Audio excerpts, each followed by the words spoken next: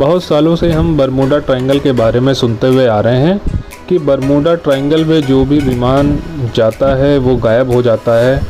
ऐसा ही एक वाक़या हुआ था जिसके बारे में हम डिटेल से बात करेंगे। पहले इसके बारे में हम जान लें कि बरमूडा ट्रायंगल है क्या। साल 1945 में यूएसए का एक बमबरसक विमान बरमूडा ट्रायंगल से गायब हो गया था। यहाँ से इस ट्रायंगल के अचानक गायब होने की कहानी की शुरुआत हो गई थी। आखिर बरमूडा ट्रायंगल है क्या? बरमूडा ट्रायंगल अमेरिका के फ्लोरिडा में स्थित मियामी और समुद्र में स्थित दो छोटे देश बरमूडा और प्यूर्टो रिको को जोड़ने वाला एक आभासी ट्रायंगल है। इस ट्रायंगल के बारे में कहा जाता है कि इस ट्रायंगल में पहुंचते ही ना तो जहाज़ मिलता है और ना ही उसके यात्री। आइए एक ऐसी ही दिलचस्प कहानी के बारे में बात करते हैं जो कि बरमूडा ट्रायंगल के बारे में है और इसके बारे में हम गहराई से विचार करें। ये बात है दिसंबर 4, 1970 की, जब एक बीच क्राफ्ट बोनंजा एयरक्राफ्ट ब्रूस जन्नॉन और उसके दो साथी, एक उसका पिता और एक उसका बिजनेस पार्टनर, बहामास के एंड्रोस से फ्लोरिडा के लिए उन्होंने उड़ान भरने का निश्चय किया। बरमूडा ट्रायंगल आखिर में है क्या? Bermuda Triangle Miami, Island of Bermuda और प्यूर्टो रिको को जोड़ने वाला एक ट्रायंगल है। बहामास से मियामी जाने में लगभग 1.5 घंटे का समय लगता है। ब्रूस और उनके जो दो साथी थे उन्हें ये पता नहीं था कि आगे जो भी कुछ होने वाला है वो एक टिपिकल चीज़ होने वाली है, क्योंकि ये फ़्लाइट उनकी इतनी आसान नहीं होने वाली। लेकिन उन्हें क्या पता था, डेली रूटीन वर्क था उन लोगों का, इसलिए कोई चिंता की उन्हें कोई बात नहीं थी। ब्रूस जब अपने साथियों के साथ बहामास से मियामी के लिए निकला तो उसके साथ एक अनोखी घटना घटी। जब वो हाई एल्टीट्यूड पर पहुंचने लगा, लगभग 1000 फीट की ऊंचाई पर पहुंचने पर उसे एक छोटा सा बादल मिला।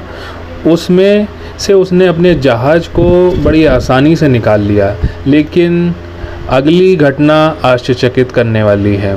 लगभग 1100 फीट की ऊंचाई पर उसे एक मिस्टीरियस बादल मिला। ये बहुत बड़ा और घना बादल था। उसने लंबी सांस ली और उसमें से गुजरने लगा।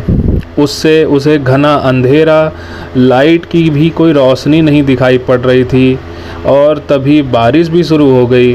ब्रूस अब इस सबसे घबराने लगा था। उसे कोई भी रास्ता नज़र नहीं आ रहा था।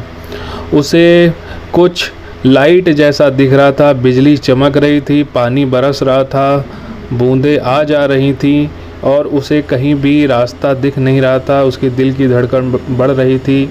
जब बिजली कड़क रही थी तो उसे ऐसा लग रहा था कि पूरा ब्रह्मांड उसे दिख रहा हो। लगभग 1 मील आगे बढ़ते हुए उसे आगे कुछ भी दिखाई नहीं पड़ रहा था। उसे लगा कि वो किसी जाल में फंस गया है। तभी कुछ मिनट बाद उसे उस बादल से निकलने का रास्ता दिखता है। वो उसकी तरफ बढ़ने लगता है, लेकिन फिर कुछ अलग सा होने लगता है। वो रास्ता सिकुड़ जा रहा था, सिकुड़ता ही चला जा रहा था और उसके जहाज़ का नेविगेशन अजीब हरकत कर रहा था और एयरक्राफ्ट का मशीन सिस्टम भी अजीब हरकत करने लग गया था। ऐसा लग रहा था कि प्लेन कोई और चला रहा है। लेकिन धीरे धीरे उस बादल से बाहर जाने का रास्ता उसे मिल जाता है। ऐसा लग रहा था कि कोई रास्ता उसके लिए बना रहा हो। आगे जो होने वाला था वो भी हैरान करने वाला था। वो जैसे ही उस बादल के जाल से बाहर निकलता है तो उसे लगता है कि वो लोग वेटलेस हो गए हैं। कुछ सेकंड्स के लिए वो भारहीन महसूस करने लगे थे। उस जाल से निकलकर ब्रूस और उसके साथी बहुत राहत महसूस कर रहे थे। ब्रूस ने टावर कंट्रोलर को कनेक्ट करना चाहा और टावर कंट्रोलर से वो कनेक्ट कर पाया। उसने अपनी लोकेशन डिस्पैचर से पूछी तो लोकेशन के लिए डिस्पैचर ने अपनी स्क्रीन पर देखा तो वो हैरान रह गया, क्योंकि ब्रूस का प्लेन मियामी एयर स्पेस में पहुंच चुका था। ब्रूस ये सुनकर हैरान हो जाता है, लेकिन ये सच था, क्योंकि उसको लगभग 400 किलोमीटर की दूरी तय करनी थी, जो कि पूरा करने में 1.5 घंटे का समय लगता। लेकिन ब्रूस ने वो यात्रा सिर्फ 47 मिनट में कर ली थी। वो मियामी पहुंच जाता है।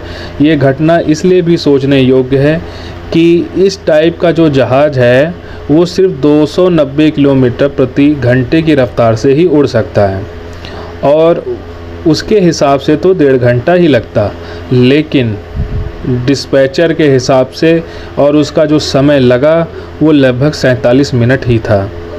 लेकिन जब बादल छटा और ब्रूस को ये लगा कि वो डिस्पैचर कोई गलती कर रहा है, लेकिन वहाँ वो देखता है कि वो मियामी के स्पेस में पहुँच चुका है और वो वहाँ पहुँचकर प्लेन सेफली मियामी में लैंड कर देता है।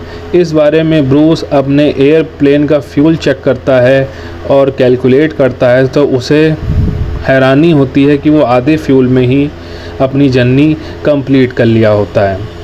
ऐसा नहीं था कि ब्रूस कोई अनजाना था फ़्लाइट उड़ाने के मामले में। उसने उससे पहले 6000 घंटे की फ़्लाइट उड़ाने का अभ्यास था उसे।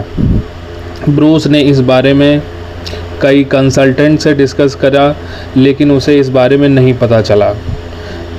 आप क्या सोचते हैं इस कहानी के बारे में? क्या वहाँ पे कोई डार्कनेस एनर्जी थी या वहाँ पे कोई इलेक्ट्रिक फॉग था? इस बारे में ज़रूर कमेंट करें।